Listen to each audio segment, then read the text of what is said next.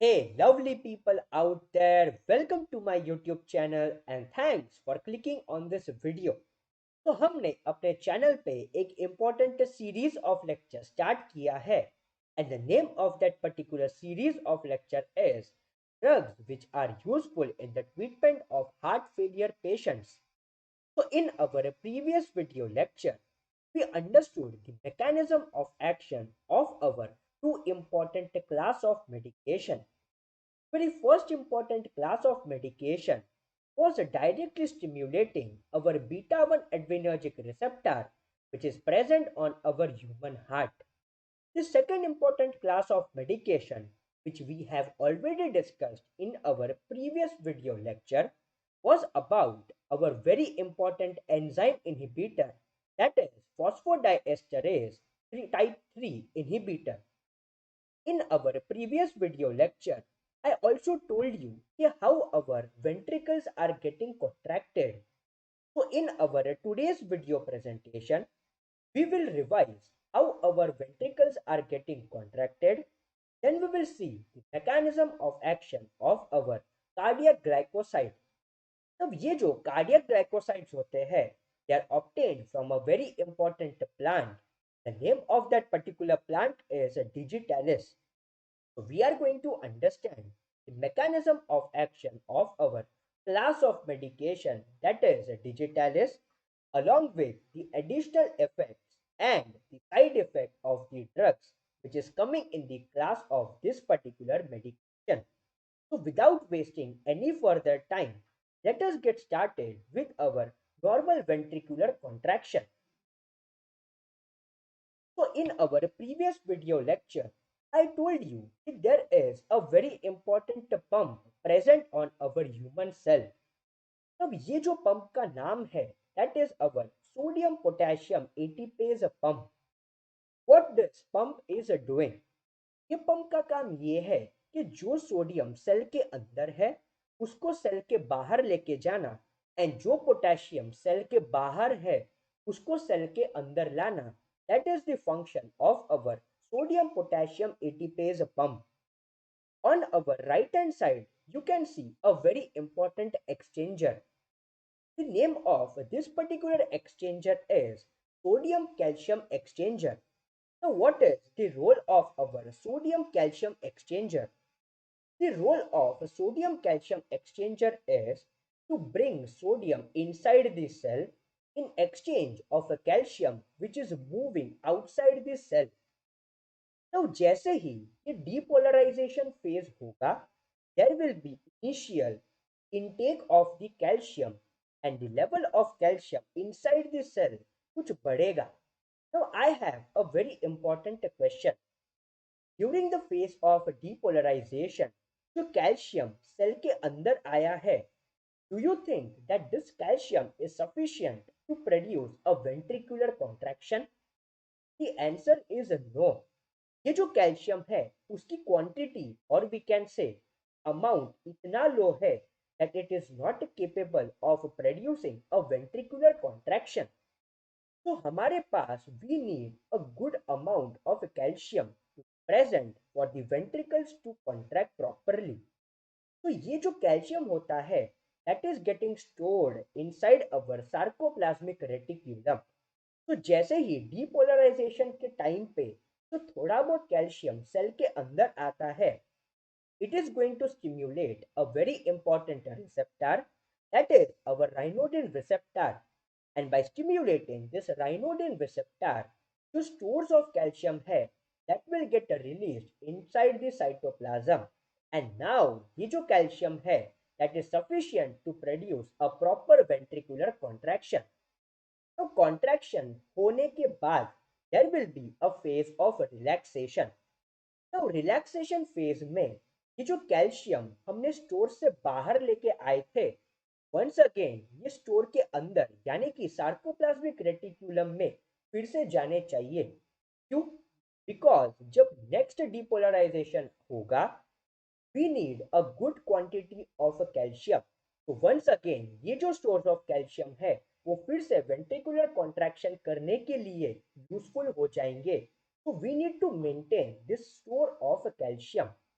तो ये जो स्टोर्स ऑफ कैल्शियम होता है जो सेल के बाहर आए थे inside the cytoplasm to produce a proper ventricular contraction during the phase of repolarization with the help of sarca, that is sarcoplasmic endoplasmic reticulum calcium ATPase के मदद से ये जो कैल्शियम है once again it is entering our sarcoplasmic reticulum.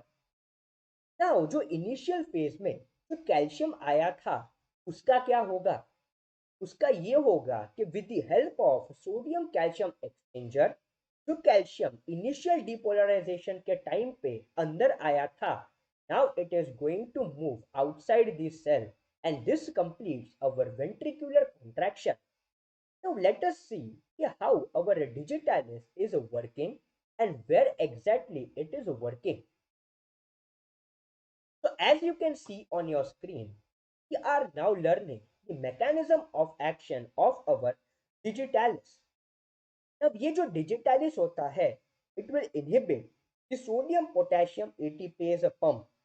तब जैसे ही ये sodium potassium ATPase pump inhibit होगा, there will be increase in the level of sodium inside the cell. So the question is, why this level of sodium inside the cell is increasing? So as you can see on your screen, ये जो digitalis है, it has inhibited our sodium potassium ATPase pump. Normally, what it was doing was carrying the sodium outside the cell. Now अगर ये pump को हमने inhibit कर दिया तो डू यू थिंक कि जो सोडियम सेल के अंदर प्रेजेंट है now that sodium will move out of the cell? The answer is no. वो सोडियम पहले बाहर जाता था with the help of our sodium potassium ATPase pump. Now that the sodium will not be able to move outside the cell, it will remain inside the cell. Why? Simply because ये जो pump है उसको हमने inhibit कर दिया है। तो can I से कि अगर सोडियम बाहर नहीं जाएगा तो concentration of sodium inside the cell it is going to increase. Now let us see further कि जब कंसंट्रेशन ऑफ सोडियम जब बढ़ जाएगा तब होगा क्या? So there will be increase in the level of sodium inside the cell. The NCX, that is sodium calcium exchanger, will now not work. The question is why? हमें ये पता है कि जो भी हमारे आयन्स होते हैं they love to move from a higher concentration gradient to a lower concentration gradient. Now, by blocking the activity of our sodium potassium ATPase pump, we have increased the concentration of our sodium inside the cell. तो can I से कि जो cell के अंदर जो sodium का gradient है या फिर सोडियम का जो लेवल है वो हाई है। सोडियम कैल्शियम एक्सचेंजर क्या कर रहा था? It was bringing the sodium inside the cell. Now अगर इनसाइड में ही अगर सोडियम का कंसंट्रेशन ज्यादा है तो डेफिनेटली जो बाहर से सोडियम आ रहा था now it will not enjoy to come to a higher concentration gradient region. Why? Because our ions they do not love to move from a lower concentration gradient to a higher concentration gradient. तो अगर cell में sodium का concentration अगर ज्यादा है तो जो sodium calcium exchanger के मदद से जो पहले सोडियम अंदर आता था सेल के वो अब नहीं आ पाएगा। एंड अगर सोडियम सेल के अंदर नहीं आ पाएगा तो कैन आई से कि ये जो कैल्शियम है जो डीपोलराइजेशन फेज के टाइम पे सेल के अंदर आया था वो अभी बाहर नहीं जा पाएगा। Why? Because sodium calcium exchanger क्या कर रहा था? It was bringing in the sodium and in exchange it was transporting our calcium outside the cell. तो अगर इनसाइड द सेल अगर कंसंट्रेशन ऑफ सोडियम अगर ज्यादा है तो डेफिनेटली बाहर से जो सोडियम अंदर आ रहा था वो अब नहीं आ पाएगा। एंड अगर बाहर से सोडियम अगर अंदर नहीं आ पा रहा है तो डेफिनेटली जो कैल्शियम बाहर जा रहा था वो अब नहीं जाएगा। तो नाउ लेट अस सी कि इस कैल्शियम का क्या होता है। तो the NCX will now not work. The calcium which initially entered during depolarization will now go in the sarcoplasmic reticulum. Now let us understand this point very importantly. Now जो depolarization के time पे जो calcium cell के अंदर आता है that was getting outside the cell with the help of our sodium calcium exchanger. तो अभी क्या हुआ है, सोडियम का कंसंट्रेशन सेल के अंदर हमने बढ़ा दिया है। उसके वजह से ये जो सोडियम कैल्शियम एक्सचेंजर है उसकी एक्टिविटी ब्लॉक हो चुकी है। यानी कि जो इनिशियल फेज में, यानी कि इनिशियल डीपोलराइजेशन फेज में जो कैल्शियम सेल के अंदर आया था वो अब सेल के बाहर नहीं जा पाएगा। तो अभी ये कैल्शियम का क्या होगा, ये जो 100 कैल्शियम मॉलिक्यूल्स जो अंदर आए हैं, now this 100 calcium molecules will go inside the storage our sarcoplasmic reticulum, that is, let us say the stores of calcium में we have 1000 calcium molecules and during the phase of depolarization 100 calcium molecules cell के अंदर आ रहे हैं। Now जो 100 molecules of calcium जो cell के अंदर आ रहे हैं अभी वो बाहर जा तो नहीं सकते, तो ये कहाँ पे जाएंगे, with the help of Sarca this 100 calcium molecule will now go inside the sarcoplasmic reticulum. Now understand, पहले sarcoplasmic reticulum में ऑलरेडी 1000 ऑफ कैल्शियम प्रेजेंट थे। अभी ऊपर से हमने 100 कैल्शियम मॉलिक्यूल्स और सार्कोप्लाज्मिक रेटिक्यूलम में पहुंचा दिए हैं। तो टोटल अभी कितना प्रेजेंट है सार्कोप्लाज्मिक रेटिक्यूलम में, the answer is 1100 calcium molecules are present. तो जैसे ही नेक्स्ट डिपोलराइजेशन होगा फिर से 100 मॉलिक्यूल्स अंदर आएंगे। अब ये मॉलिक्यूल्स बाहर तो जा नहीं पाएंगे, तो अभी कहाँ पे जाएंगे, वंस अगेन वो सार्कोप्लाज्मिक रेटिक्यूलम में स्टोर होने के लिए चले जाएंगे। तो पहले कितने थे, 1100 मॉलिक्यूल्स थे इन अवर सार्कोप्लाज्मिक रेटिक्यूलम। अभी और अगर 100 आ रहे हैं तो कैन आई से 1200 मॉलिक्यूल्स ऑफ कैल्शियम हो गए हैं इन अवर सार्कोप्लाज्मिक रेटिक्यूलम में। तो ऐसा चलता रहेगा। तो कैन आई से कि जो सार्कोप्लाज्मिक रेटिक्यूलम में जो कॉन्सेंट्रेशन ऑफ कैल्शियम है और we can say the storage of calcium है वो इंक्रीज हो जाएगा। अगर सार्कोप्लाज्मिक रेटिक्यूलम में अगर स्टोरेज ऑफ कैल्शियम अगर इंक्रीज हो रहा है तो during the phase of depolarization जो इनिशियली कैल्शियम जो राइनोडिन रिसेप्टर को स्टिम्युलेट करके जो कैल्शियम सार्कोप्लाज्मिक रेटिकुलम से बाहर आ रहा था अब वो डेफिनेटली ज्यादा आएगा। व्हाई, बिकॉज ये जो डीपोलराइजेशन के टाइम पे जो कैल्शियम सेल के अंदर आ रहा था वो बाहर नहीं जा पा रहा है, वो स्टोर हो रहा है इन अवर सार्कोप्लाज्मिक रेटिकुलम। तो डेफिनेटली जो लेवल्स ऑफ कैल्शियम है inside the sarcoplasmic reticulum it is going to increase. So can I say अगर depolarization के टाइम पे कैल्शियम जो स्टिम्युलेट कर रहा था अवर राइनोडिन रिसेप्टर को, उसके बाद जो रिलीज हो रहा था कैल्शियम वो अभी ज्यादा होगा।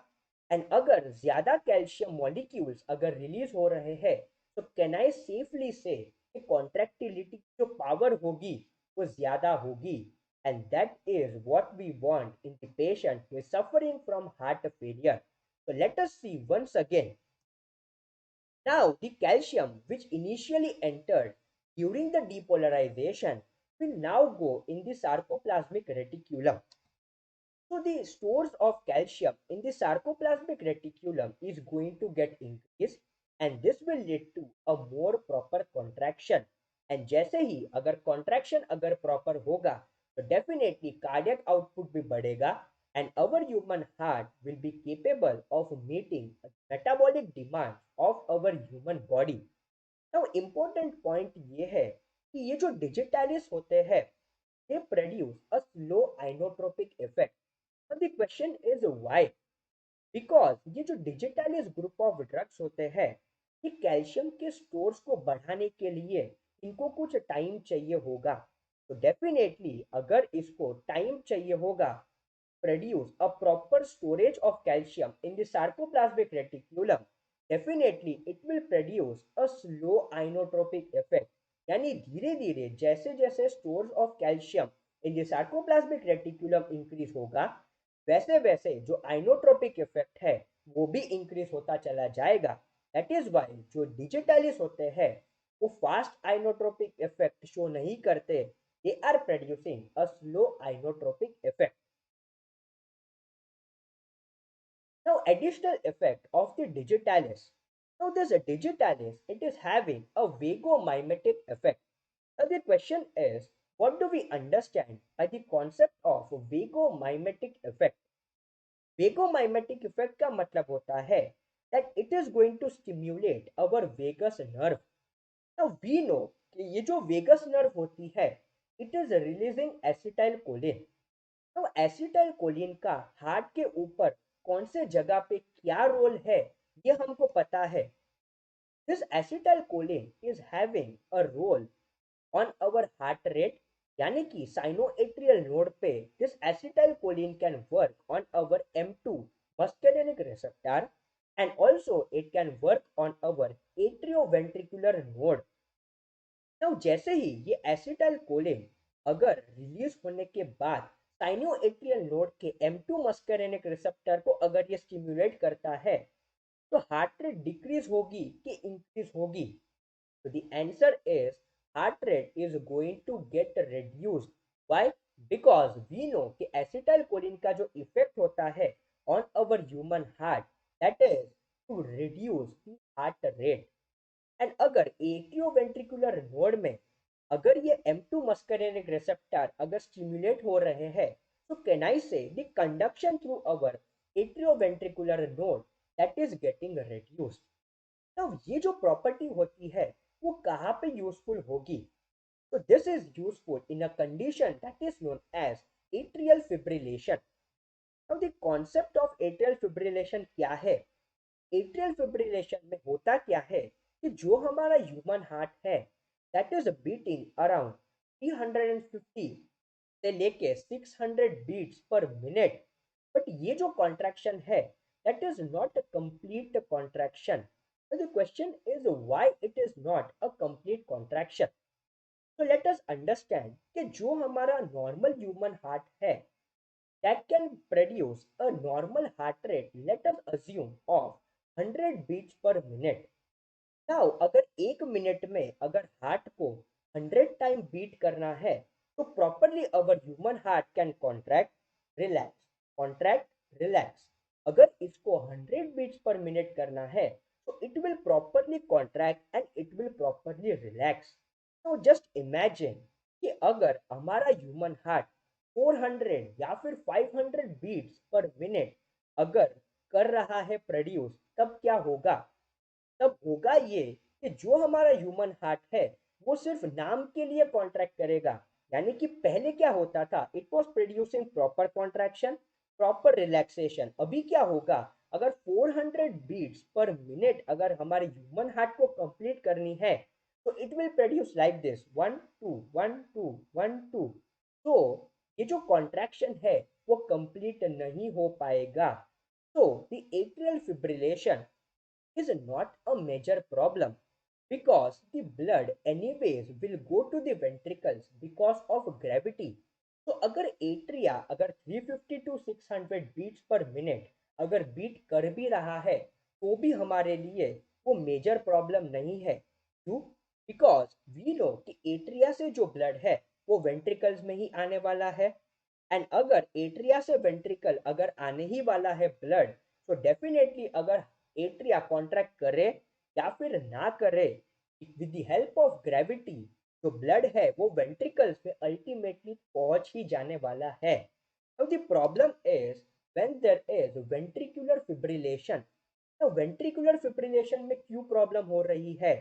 बिकॉज वी नो कि जब वेंट्रिकल्स कॉन्ट्रैक्ट करेंगे तभी हमारे ह्यूमन बॉडी को जो डिफरेंट डिफरेंट एरियाज में ब्लड जा रहा है वो प्रॉपरली हमारा ह्यूमन हार्ट जब वेंट्रिकल्स कॉन्ट्रैक्ट करेंगे तभी हमारे डिफरेंट डिफरेंट बॉडी पार्ट्स को ब्लड प्रॉपर मिल पाएगा।